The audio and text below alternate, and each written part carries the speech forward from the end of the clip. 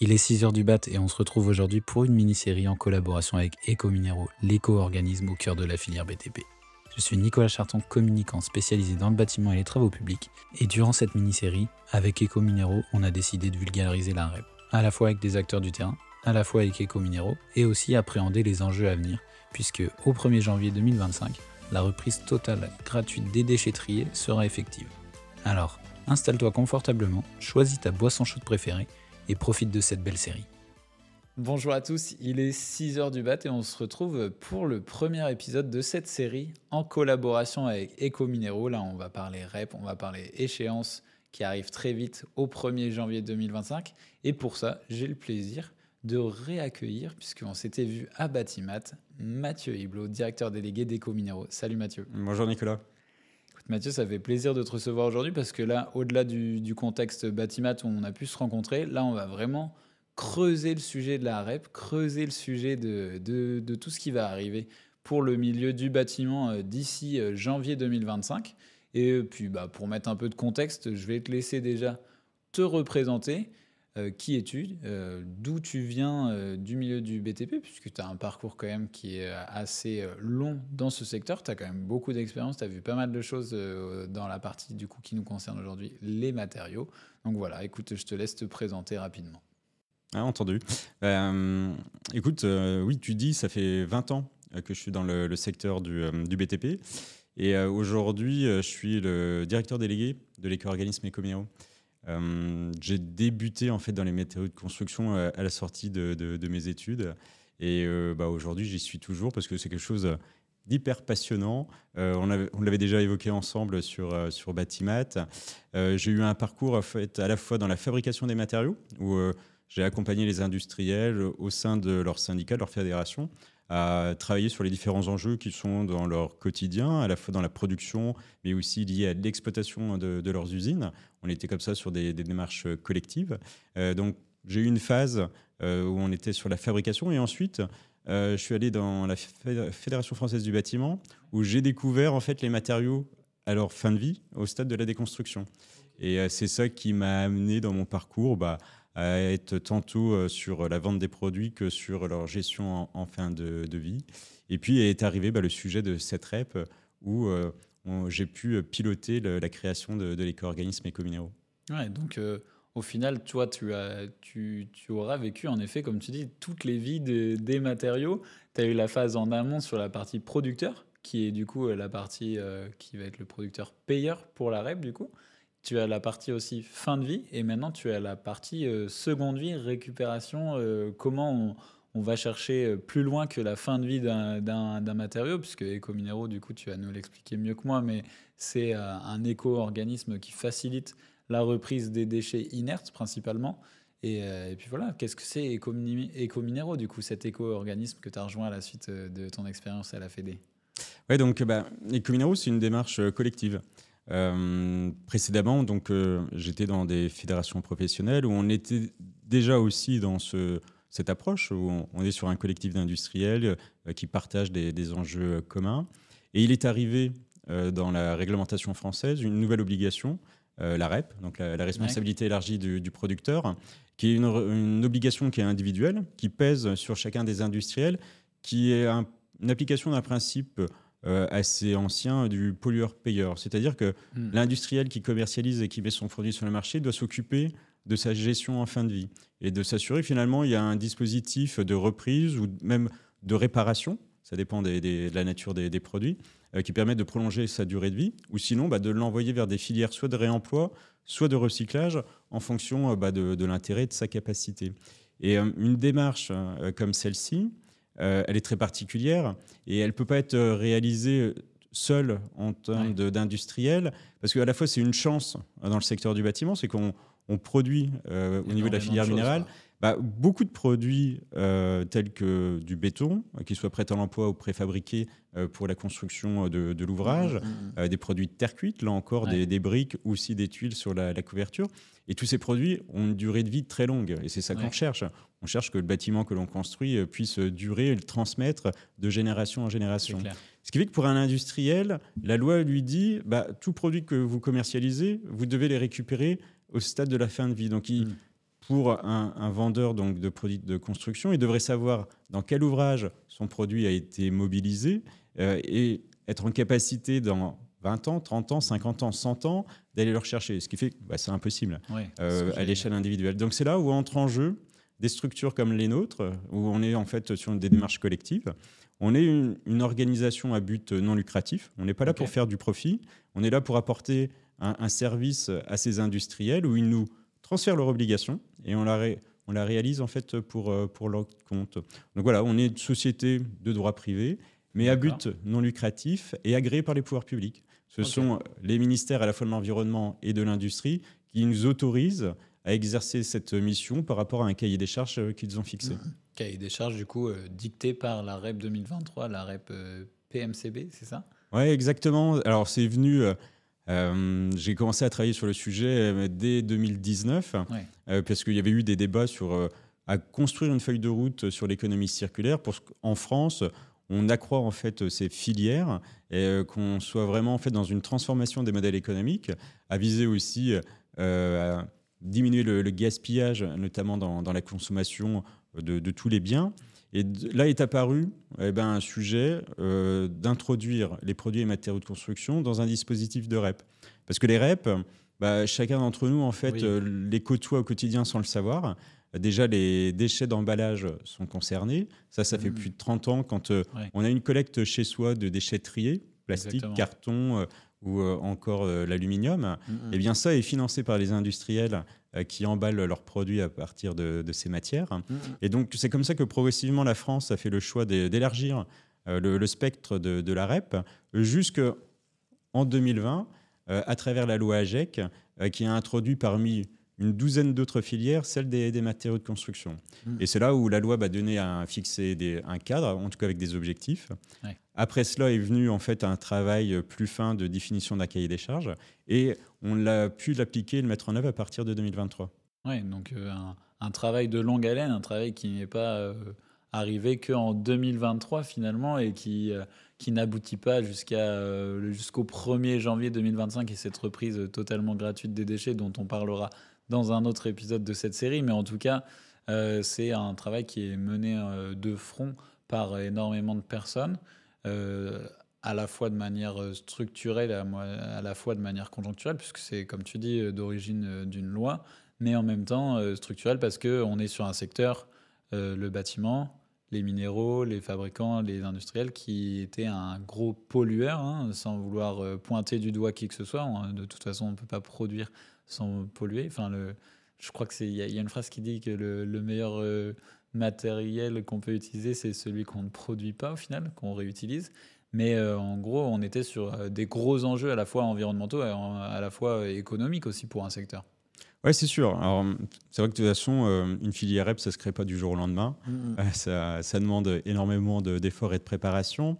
Alors, je ne dirais pas en fait que le secteur pollue, mais c'est sûr qu'il produit beaucoup de déchets. Il produit beaucoup, c'est ça, de par en fait le volume d'activité que ça représente.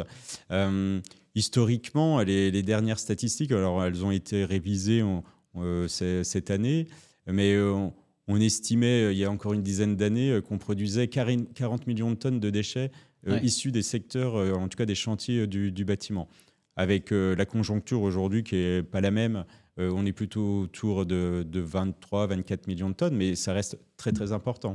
Mais c'est intrinsèquement lié en fait à l'importance des chantiers à la fois de construction, mais aussi de déconstruction, parce qu'aujourd'hui, ce qui est important aussi, c'est de rénover les quartiers, de faire en sorte que l'habitat évolue, que ça répond à des nouvelles normes en termes de confort pour chacun.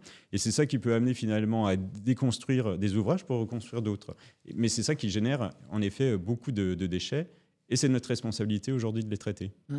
C'est un point que tu as évoqué dès le début aussi de ce qu'on vient d'évoquer, de cet entretien. C'est que en fait, il y a des matériaux qui sont utilisés pour la construction qui ont des durées de vie très longues. Donc, du coup, il faut savoir se dire que un bâtiment, par exemple, là, on est dans un bâtiment. Si on regarde sa toiture, peut-être que les briques, elles ont 15 ans. Dans 5 ans, il va falloir penser à les changer. Quand on les change, qu'est-ce qu'on en fait ? On les met justement dans des collectes qui permettent de les réutiliser parce que Il y a une époque où je pense que c'était même pas un sujet, hein. On jetait tout et puis il n'y avait pas de réutilisation des matériaux. Mais je sais que on va sûrement l'aborder aussi. Mais les matériaux que vous récupérez, vous, chez Ecominero, ils sont réutilisés et remis dans le cycle de tout ce qui est à la fois fibres minérales et à la fois matériaux concrets, quoi. On n'utilise plus de... Il n'y a plus de matériaux uniques au final. C'est là-dedans qu'on est aussi. C'est que on est totalement dans ce principe d'économie circulaire. Alors, on se l'appliquait déjà il y a une trentaine d'années, mais le vocabulaire Oui. n'existait pas. Mais c'est vrai qu'on a toujours cherché à économiser la ressource, puisque nos industriels mettent sur le marché de la pierre de construction, des produits en béton, les constituants de chacun d'entre eux, que ce soit du sable, des graviers, du ciment. Et c'est vrai que, de par l'importance de l'habitat en France, mais aussi des infrastructures de mobilité, ça demande beaucoup de ressources. Donc on a en fait des usines qui s'approvisionnent en termes de fournitures, principalement de sable, de gravier, d'argile et autres. Et cette ressource, en fait, elle n'est pas renouvelable. Donc en fait, on prélève une ressource qui nous apporte en fait un bien pour habiter, se déplacer. Et il est de l'importance en fait de cette industrie de faire perdurer celle-ci. Et la façon de la faire perdurer, eh bien, c'est au stade de la déconstruction de pouvoir refabriquer un matériau qui va être remobilisé dans le secteur du BTP. Et donc, on est pleinement finalement dans ce concept de boucle fermée en termes d'économie circulaire, où le secteur du BTP consomme les déchets qu'il produit pour recréer en fait de la valeur. Et tu vois, parler de boucle, c'est hyper opportun et c'est très bien que tu l'aies mis dans cette discussion parce que cette boucle, j'ai envie de l'ouvrir avec vous, Ecominero. C'est de se dire, depuis le début de la REP, qu'est-ce qui s'est passé? Là, on est en novembre 2024, on est à 2 mois de la reprise gratuite. Depuis la création d'Ecominero, ça a été quoi les gros points d'ancrage? Par exemple, je sais pas, il y a eu des moments clés, j'imagine, jusqu'à aujourd'hui. Est-ce que tu pourrais nous les rappeler pour nous emmener aussi avec toi dans cette chronologie qui vous rythme depuis ces 2 ans de mise en place quasiment? Alors, on va peut-être passer toute la matinée ensemble, hein, parce que si on fait tout l'historique... Mais je suis sûr que tu as des points sur lesquels je t'attends en plus. Parce que c'est vraiment là-dessus. Une longue aventure et belle aventure. Et c'est vrai, il y a 30 ans en plus. Effectivement. Mais c'est un collectif en fait qui s'est constitué sous l'impulsion en fait de plusieurs syndicats professionnels, 5 d'entre eux qui étaient en fait désireux d'apporter des solutions à leurs propres industriels. Donc ce sont les syndicats des granulats, les sables et graviers, mais du béton, qu'il soit préfabriqué ou prêt à l'emploi, du ciment, des produits aussi d'enrobés, à trouver finalement un collectif où on arrive à avancer pour répondre à une obligation réglementaire.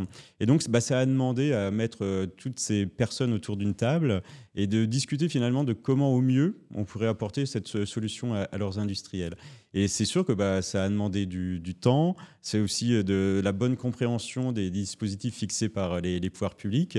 Et dans nos étapes clés, c'est qu'on a pu préfigurer l'ensemble de ces travaux qui ont créé la société au tout début de l'année 2022. Elle a trouvé son existence au mois de mars 2022. Donc pour nous, c'est une étape déjà aussi assez fondatrice de ce collectif, à la fois de syndicats, mais aussi d'industriels. C'est qu'on a créé une société où on avait 5 syndicats professionnels, mais aussi une vingtaine d'industriels qui étaient donc volontaires pour porter en fait cette solution pour l'ensemble de la profession, de financer aussi, parce qu'il fallait aussi mettre des moyens pour disposer d'équipes capables en fait de porter l'ensemble des projets, puis de développer et commencer à développer les outils.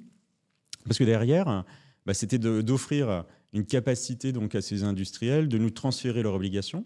Donc on a été lancer une campagne de contractualisation avec l'ensemble des acteurs dès lors qu'on a été agréé.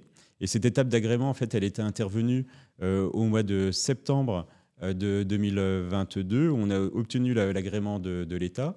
Et à partir de là, on a eu cette capacité à signer des contrats. Et on en a signé près de 3000. Il y a 3000 aujourd'hui presque industriels et distributeurs de matériaux de construction qui nous ont fait confiance. Et on les remercie toujours parce que on a atteint notre objectif d'être l'éco-organisme sur la filière minérale. Donc, progressivement, voilà, on a pu déployer le dispositif en signant à la fois les contrats avec les industriels qui nous ont transféré leurs obligations.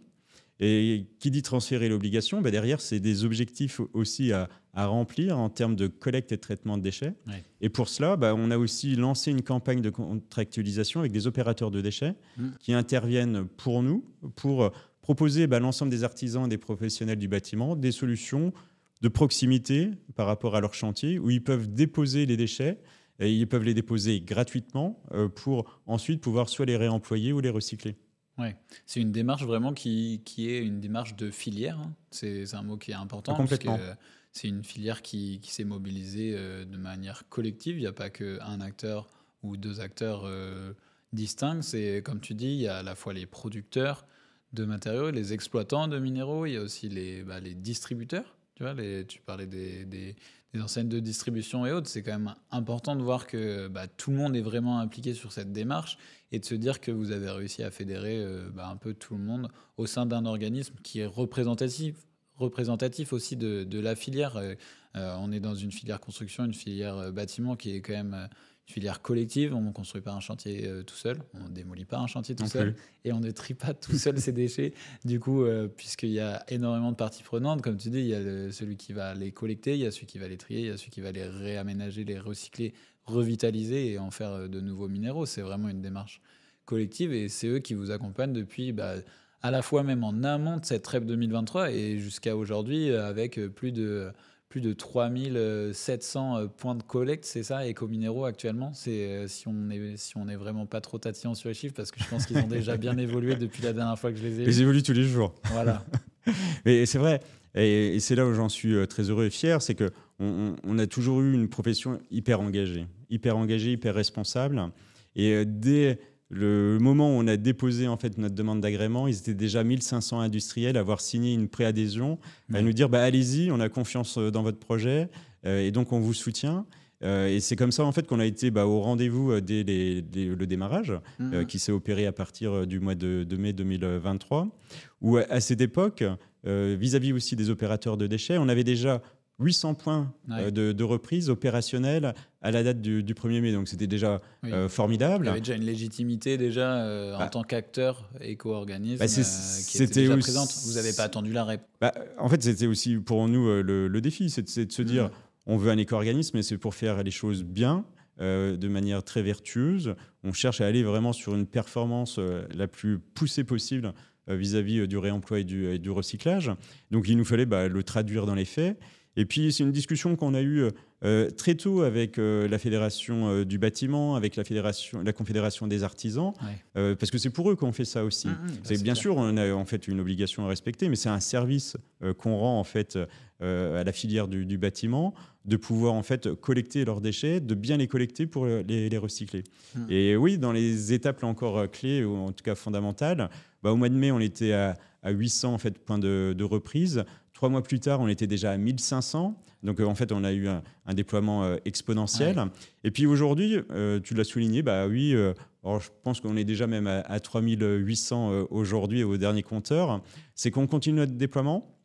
Alors, c'est qu'on avait déjà, en fait, principalement toute notre architecture qui était construite, parce qu'on a beaucoup de déchets à collecter. Donc, c'est des outils industriels très importants et qui le permettent, et notamment pour préparer à leur recyclage. Mais après, à côté de ça, il y a plein de petits flux, de petites quantités, notamment produites par les artisans, qui sont à reprendre sur un réseau très spécifique, soit de déchetterie professionnelle ou de déchetterie publique. Et aujourd'hui, ce sont les déchetteries publiques qui sont dans une phase elles-mêmes de contractualisation. Elles sont plus de 4000 à nous rejoindre. Donc, il y en a déjà plus d'1 millier qui sont sous contrat. Les autres sont en train aussi de poursuivre leur process. Et c'est pour ça que tout additionné, on devrait être à 5500 points de reprise pour d'ici les quelques semaines qui nous séparent de la fin de l'année. Ouais, c'est fou de se dire que 5500 points de collecte, finalement, ça fait un maillage territorial qui est assez gigantesque. C'est un maillage justement qui couvre tout le territoire et au-delà du territoire métropolitain en plus, parce que je sais très bien que vous êtes impliqué aussi sur tout ce qui est dom-tom. notamment la Guadeloupe qui est un sujet éco-minéraux qu'on retrouve très souvent justement par le biais duquel j'ai pu découvrir quelques-unes de vos actions. C'est pas un sujet qui se limite à la métropole, cette REP aussi. Complètement. C'est un sujet qui est français, quoi, finalement. Bah, c'est que Francophone. notre compétence, en fait, elle est liée au Code de l'environnement. Le Code de Ouais. l'environnement s'applique, certes, sur l'Hexagone, mais Mhm. aussi sur nos territoires ultramarins, que ce soit au niveau des Antilles que l'océan Indien. Donc oui, et c'était aussi extrêmement important pour nous d'être présent sur ces Ouais. territoires dès le démarrage. Et Tout le on monde à l'a la même été. échelle. Bah, en fait, voilà, il faut que tout le monde ait un même Ouais, service en c'est tout ça. point du territoire. Et même sur l'Hexagone, il était important Mhm. qu'on soit dans tous les départements présents dès le démarrage. Alors, ça a pu prendre un peu de temps pour certains d'entre eux, mais Ouais. depuis maintenant un certain temps, on a des points de reprise partout. Mais c'est aussi finalement ce qui était attendu pour les professionnels du bâtiment, c'est d'éviter en fait les distances de transport pour éviter les dépôts sauvages, parce que on Ouais. l'a pas dit, mais ça a été en fait un leitmotiv très Oui, c'est important clair. d'introduire dans la loi cette obligation. C'est d'éviter à tout prix les dépôts sauvages, parce que finalement ça reste un fléau important. Ah ouais. Bon, il n'y a pas que des déchets du bâtiment, il y a de Non, il y toute a tout, autre mais nature. Mais le fait de rendre gratuit la reprise, c'est aussi cela, c'est de se dire, j'ai pas en fait à me c'est pas creuser un poids, les quoi. ménages pour trouver un point de reprise. Il existe parce que j'ai Mhm. un service qui est prépayé par l'éco-participation, parce qu'à un moment donné, il y a un Oui, financement qui s'opère, j'allais mais y ce venir. financement apporte du Mhm. résultat à travers celui-ci. Ouais, parce que du coup, c'est un point hyper important aussi que tu évoques, parce que bah, on va pas se mentir, il y a quand même une partie financière qui est hyper importante, puisque tu l'as dit, en termes de production de tonnes de matériaux, c'est énorme, et vu que c'est indexé, en fait, vous vous rémunérez à la partie production, qui sont payés par justement ces Exactement. industriels, ces fabricants que vous avez réussi à fédérer, et qui vous reversent une partie au moment de la production, qui vous permet de déployer cet écosystème-là. Exactement. Bah, alors ça, c'est la loi qui prévoit ce principe. C'est que ce financement, il est lié à la vente, ou en tout cas à la mise sur le marché de tous ces produits, qu'ils soient vendus ou cédés gratuitement. C'est que dès lors que maintenant on achète un mètre cube de béton, une tonne de granulats, dans le prix de vente, il y a ce qu'on appelle l'éco-participation.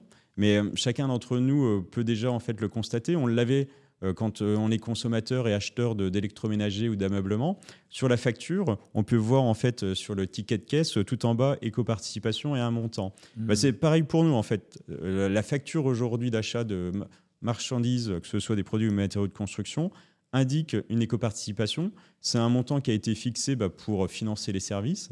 Et il est vrai en fait que celui qui vend, l'industriel ou le distributeur, nous reverse cet argent parce que c'est ça qui a été en fait dimensionné pour Ouais. apporter ces services en tout point du territoire. Mhm. C'est aussi pour avoir un fonctionnement financier assez simple, finalement, que ça soit clair dès le début. La REP, c'est quelque chose qui était un peu euh, impliquant directement le producteur, puisque c'est le producteur, comme tu dis, le producteur pollueur-payeur. Et c'est de là que viennent les fonds. Et le consommateur aussi. Ouais, Et ça, on l'a demandé très tôt aussi au pouvoir public, c'est d'avoir le droit de rendre en fait le montant visible sur ouais, la facture. Parce que pour le producteur, c'est ce montant qu'il nous reverse. Il était important, ne serait-ce que pour nous aussi, de bien ouais. contrôler que tous les produits qui sont vendus appliquent l'éco-participation et qu'ensuite elle nous Oui, soit correctement reversée. Mais pour le consommateur, quand il achète, il sait que son produit est sous REP. Alors ça demande aussi la communication qui s'associe à cela. Mais il sait en fait que en ayant une éco-participation, à un moment donné, selon en fait le stade où il se séparera en fait de déchets, il aura un service gratuit en tout point du territoire. Donc le montant, c'est sûr, il est là parce qu'il finance mhm. le dispositif, mais il a aussi une vocation pédagogique à informer le consommateur. Ouais. Que le consommateur soit acteur aussi. Consommateur, on dit souvent dans ce genre Oui, de cycle, de cercle vertueux qu'on essaye de créer, c'est que à la fois, comme, en fait, on en revient à cette démarche collective. Tout le monde est impliqué sur cette partie-là, quoi. c'est intéressant oui, que tu prends sous cet angle-là parce que il faut que vraiment le consommateur soit acteur. Acteur dans son achat et d'achat en fait responsable, Mhm. durable. Et c'est là aussi l'importance en fait que ce montant soit rendu visible, puisqu'on a fixé un tarif d'éco-participation sur chacun des produits. Donc tout produit aujourd'hui qui rentre dans le dispositif de la REP a un montant dans le prix de vente qui correspond en fait à cette filière, à son financement.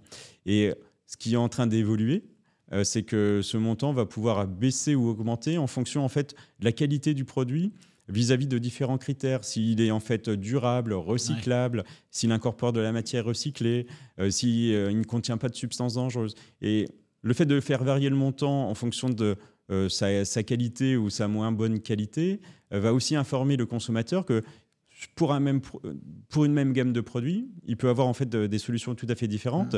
Et cette éco-participation doit l'aider à flécher vers des choix plus vertueux.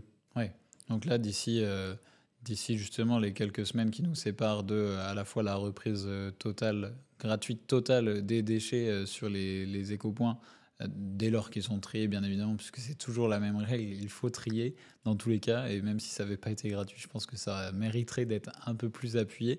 Trier les déchets, hyper important, notamment comme on pourrait le voir, mais de se dire rien que par respect pour ceux qui vont aussi être sur les éco-points, qui vont travailler là-dessus, de se dire que on n'envoie pas juste nos déchets comme ça à des personnes qui vont devoir le trier à notre place. C'est une responsabilité qu'on approche, mais c'est surtout aussi, là ce que tu dis, c'est qu'il y a une notion de modulable aussi sur cette partie d'éco-participation, parce que au plus il y aura à la fois de tonnes qui vont être récupérées, au plus vous allez pouvoir jouer sur cette éco-participation. C'est quelque chose qui va évoluer avec la qualité des produits récupérés, avec le volume aussi. Oui, les conceptions vont être majeures. Les conceptions des produits, et du coup, mobilisent différents critères sur lesquels on va pouvoir s'appuyer pour moduler le montant de l'éco-participation et comme ça donner des bonus ou des malus. Mais il est vrai en fait qu'il faut que le détenteur de déchets trie son déchet. Et ça aussi, c'est un principe qui a été fixé par le cadre réglementaire. C'est que oui, on finance une reprise de déchets, mais il faut que le déchet il soit trié. Il faut qu'il soit trié à la source. Ou autrement dit aussi, c'est que généralement, en fait, sur les activités de déconstruction, on démonte finalement le bâtiment étape par étape, et donc généralement on a déjà en fait des déchets qui sont séparés entre eux. Donc l'objectif c'est de ne pas les mélanger, de les garder toujours donc de manière séparée lors de la collecte.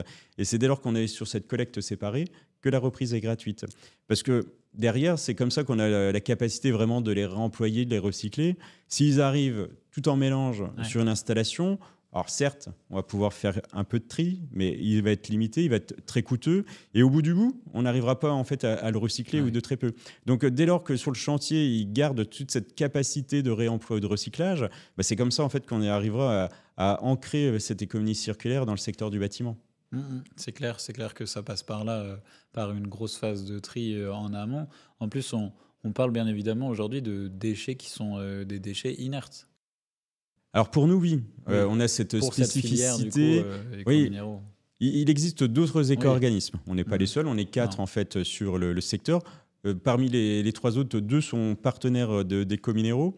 Parce que chacun en fait a une spécificité ou un champ d'action très, très particulier. Et puis ça permet d'avoir un message clair. Par exemple, Ecominero, on est vraiment sur les déchets inertes. Un autre éco-organisme sera vraiment sur d'autres aspects des matériaux, et ça permet aussi de véhiculer des messages clairs pour cette reprise. Alors clair, et puis aussi responsable, c'est que on représente nous un collectif d'industriels spécialisés donc dans ces produits d'origine minérale, donc le béton, la terre cuite, les produits de construction, qui ont cette particularité, c'est qu'ils sont durables, ils sont 100% recyclables dès lors qu'ils sont triés en fin de vie, qu'ils ne sont pas mélangés avec d'autres déchets. Et donc, ils ont ce caractère dit inerte, c'est qu'ils ne bougent pas dans le temps. Donc, c'est comme ça, en fait, depuis 30 ans, une filière en fait, de recyclage s'est mise en place, qu'elle s'est développée, qu'elle s'est intensifiée, et qu'aujourd'hui, on a déjà des résultats extrêmement importants. Les pouvoirs publics reconnaissent qu'il y a déjà plus des 3/4 de ces déchets qui sont recyclés chaque année. Et donc, il nous est demandé en fait, de faire les derniers pas supplémentaires. Alors, c'est parfois aussi les plus compliqués, mais d'atteindre 90% en fait, de recyclage d'ici 2028. Et donc, c'est pour ça que ce collectif d'industriels a voulu se prendre en main, comme il l'a déjà fait par le passé sur d'autres sujets, mais comme celui-ci aussi, a trouvé en fait sa voie et son organisation. Mais ces industriels sont très éloignés en fait des autres produits. quand on regarde ce qui nous environne, on a des moquettes, on a du bois, on a des plastiques. Ben, c'est un savoir-faire qui est complètement différent du nôtre. Ben, voilà notre expertise, et c'est pour ça qu'on a voulu être un éco-organisme dédié. On est leader sur la filière minérale, mais parce que c'est notre savoir-faire, c'est notre compétence, et ça nous paraissait plus sérieux de rester en fait sur notre cœur de métier, ce qu'on sait faire et bien faire, avant de s'aventurer sur des déchets qui ne sont pas issus en fait de nos produits et dont on saurait peu les traiter et correctement les traiter aujourd'hui. C'est clair. C'est au moins la preuve que déjà il y a la place pour tout le monde. Chacun son expertise. Complètement. Après, on est complémentaires. C'est une démarche globale, et puis que en fait ça sert tout le secteur, peu importe quel type de matériaux. Si on devait amener notre échange là, qui est vraiment en amont de toutes ces échéances arrivant jusqu'à 2025, si on se rapproche du 1er janvier 2025, si tu avais des chiffres à nous compter pour nous amener jusqu'à 2025, c'est quoi ce que tu aimerais garder en tête d'ici janvier?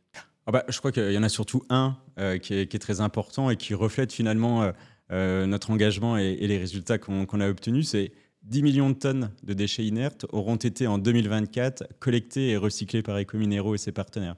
Et c'est ça qui est formidable pour nous. En tout cas, on a fait ce pari d'être présent dans tous les territoires, d'apporter des solutions aux artisans et aux professionnels du bâtiment à proximité de leur chantier. Ça fonctionne, et donc on a cette satisfaction. 5500 points de reprise à fin d'année, mais qui nous permettent d'atteindre une performance de recyclage extraordinaire. Donc, il faut retenir 10 millions de tonnes de déchets inertes recyclés en 2024. 10 millions de tonnes de déchets inertes recyclés en 2024, alors que la gratuité totale sur la reprise n'était pas encore effective. Oui. Alors presque, j'ai envie d'être déjà à fin 2025 pour savoir jusqu'où on emmènera ce volume de déchets inertes traités sur les points Ecominero, parce qu'en plus du nombre de points qui va évoluer, puisque le maillage territorial continue, ça sera une grande aventure collective qui va, je pense, rassembler encore plus de monde. Donc merci à toi, Mathieu, d'être venu nous parler de tout ça, nous dicter un peu ces événements jusqu'au 1er janvier 2025. Et il y a quelque chose qui me dit qu'on se retrouvera à ce moment-là pour ouvrir le débat aussi sur qu'est-ce qui se passe après cette gratuité. Merci, Mathieu. Avec grand plaisir. Merci, Nicolas, et bonne journée à tous.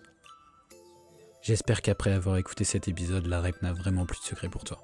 Ça me tenait à cœur d'aborder ce sujet qui, pour le coup, réveille grandement le BTP, et ça depuis bien longtemps.